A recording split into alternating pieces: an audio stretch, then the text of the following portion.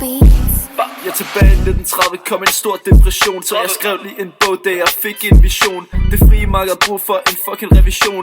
Gamle Adam Smith burde gå på pension. Du ved det, Friding Grøn hejkeri. Jeg tror jeg er sheik. Min teorier, what's not to like. Slår dine teorier helt ned som mig.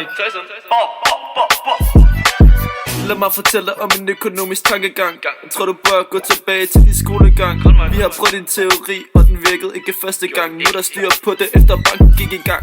Banken den skal øge pengemængden. Jeg er på første hold, og du bare på bænken. Og dine teorier, de holder ikke i længden. Så de skatter, kan du ikke bare sænke dem.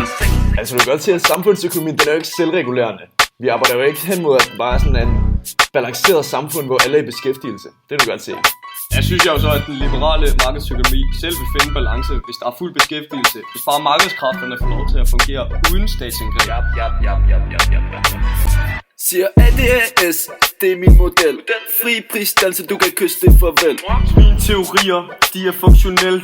Din dur ikke, det kan du sige af dig selv. Inflation i 1930, ja, jeg lavede lige en screening. Der kom jeg ind og lavede en kvantitetsligning.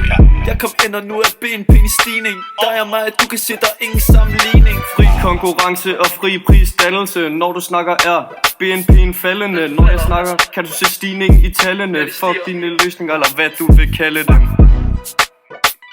Når du siger det på den måde, så kan jeg godt se, hvad du mener. Du har nogle pointer der. Jeg godt kan se. Ja, godt nok. Skal vi være venner igen så? Nej, fri økonomien.